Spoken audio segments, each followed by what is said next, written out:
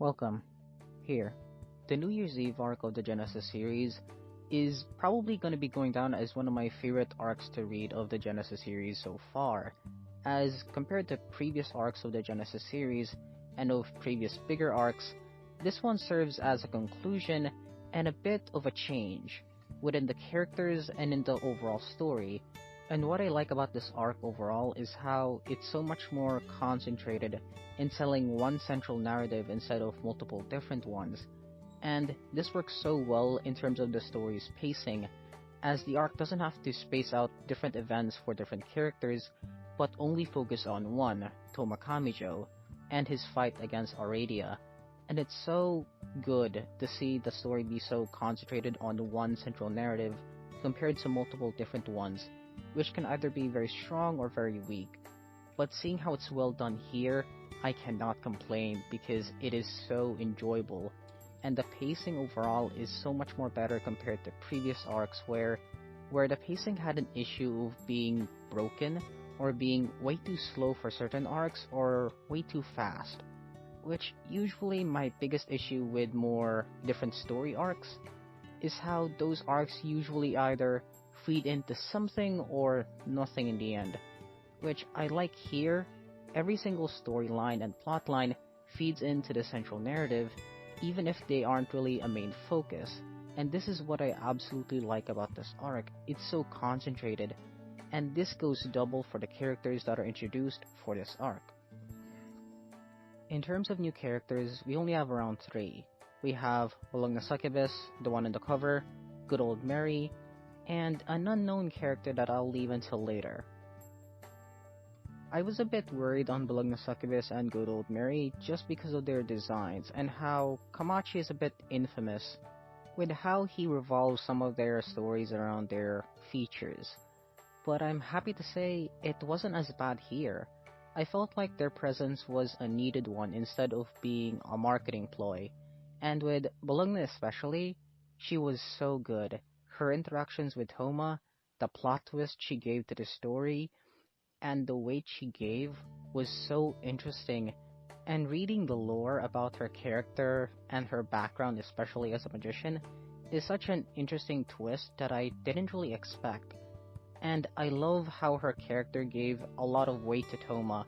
Instead of being more fodder for the harem, she definitely felt like a girl that gave Toma the right push, and really gave Toma that push in the right direction that I didn't really expect at first. And with how her character was from start to finish, she was really good. For Good Old Mary, I liked that she was integral to the arc, but she wasn't that annoying. Like, her addition to the arc is a bit early, but we don't get to see her until very late into the arc. But I love how her character is really well used. Instead of her features being the main ploy, it's how she interacts with the different characters. And it was nice seeing how she interacted with Syria and the kind of just shenanigans that came out of that. And I love how the story was able to use so many characters well without one overshadowing the other.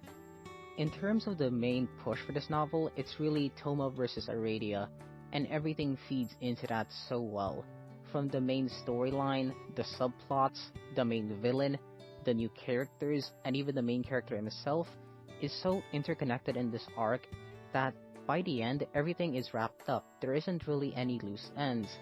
And I love how Bologna, that was seemingly just another fan service character, became a big twist in the end, with how her character was really needed for the story, as throughout the story we saw Toma die twice, and it was always framed as a real thing. And I liked how her character feed into that point, with how her character was kind of hinted at, but it wasn't too explicit, with how the fanservice scenes were kind of hinting at it, but never too directly. And the big twist in the end is how Toma dying, he needed a way to revive, or a way to live. So Good Old Mary was able to revive him, but they needed blood for him to actually work. So Bologna became the main source of that blood. So as the volume progresses, and how much he dies and risks his life, he's putting the toll on Bologna. And when the twist was revealed, and how it was really impacting Toma, you can tell it hit hard. And I loved how the story was really hinting at it throughout the storyline and as the story progresses, with the fanservice scenes and with how they kind of interacted.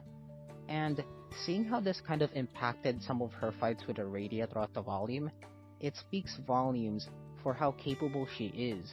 And I love that this actually makes sense, as she is canonically, alongside good old Mary, a part of the same group as Aradia, the Bridge Builders Cabal. The big kickoff point for this arc is really Alice and Toma. After the events of the previous arc, when Alice kind of changed her stance at the end, Aradia became furious because of what Toma did, and wanted to kill him to return Alice to normal, or before she met Toma. But members like Bologna Succubus and Good Old Mary didn't quite agree with it, and they wanted to protect Toma. And it was made evident early on in the novel that they were doing this for Alice, and if Toma did pose a threat to Alice, then they'd also kill him. But it's made evident throughout the novel that they don't, that they wouldn't, because of how the lore and mythos around their characters and what it's really built on is them really against this kind of thing. And it's so interesting how real life lore and mythology is really playing a part in this, and I loved it. And the biggest highlight for me has to be Toma, as his character is so consistent, and it's so enjoyable to read his character because there isn't any point that I was really against his character, or it really felt out of character for him to act. And seeing how he really acted in a lot of the scenes, it makes me so happy that he was consistent. And seeing how he really did hit his emotional highs and lows really well, and it really made me invested in the arc to see our main protagonist really consistent instead of being an inconsistent mess for the story. And seeing how he reacted with the plot twist of his own death and revival was so good.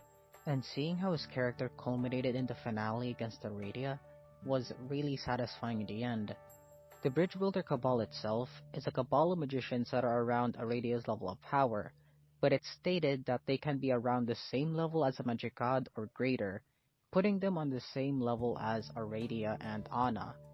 And it's really interesting how their characters are so diverse, but their characters and mythology is a lot more obscure and a bit more out there compared to the magic gods. And seeing how they kind of act as a background force and how everything they do is around Alice was kind of interesting to read. And from the epilogue, they look to be building up as our main antagonist or another group of magicians that Toma has to deal with. For the epilogue itself, we got our final new character, Anna Kingsford, and her character is so good, easily one of my favorite parts of this novel. For the epilogue, this was easily one of the biggest moments of the Genesis series thus far, and it came down to one character. The epilogue showed Anna trying to kill Aradia to spur Toma on, but before she could, a new character appeared. Throughout the novel, we've had these snippets of Alistair and Nukin trying to revive a seemingly dead character, and her name is Anna Kingsford. And her physical appearance after being revived and facing Anna had so much presence, easily beating Anna and keeping her in a film, and it was kind of jaw-dropping to see seemingly one of our main antagonists and one of the most present being easily beaten by Anna Kingsford was kind of shocking and worrying, but her backstory and presence kind of made up for it, as she was the teacher of not only Matters, but Westcott as well. Two names of magicians that are easily one of the biggest names in the magician world, and her being the teacher gives her so much weight and presence. And her dialogue as well has this mix of emojis and normal dialogue, and it was kind of shocking to read it at first, but it became a bit of a charming character trait. After beating Anna, she seemingly goes back to the land of the dead, but before she could, she ended up giving Alistair a warning that if he went back on his word, she will come back. And it's so shocking to see a character that can easily be killed return. With Anna and Alistair, we got really a very interesting end with how Alistair seemingly vowed to protect Toma. And it's kind of interesting because it leaves it at a point where both Alistair Crowley and Nukin and Toma Kamijo are both going to Alice, And there is a point where Toma is told where Alice is, and this is really leaving it in a pretty good direction for where the story could go with the Bridge Builders Cabal and Toma. And I'm really excited for where the story could go from here, and how it could really shape the series, and what kind of impact it will have on the series as a whole. Thanks a lot, and a bit of a sorry for taking a bit long.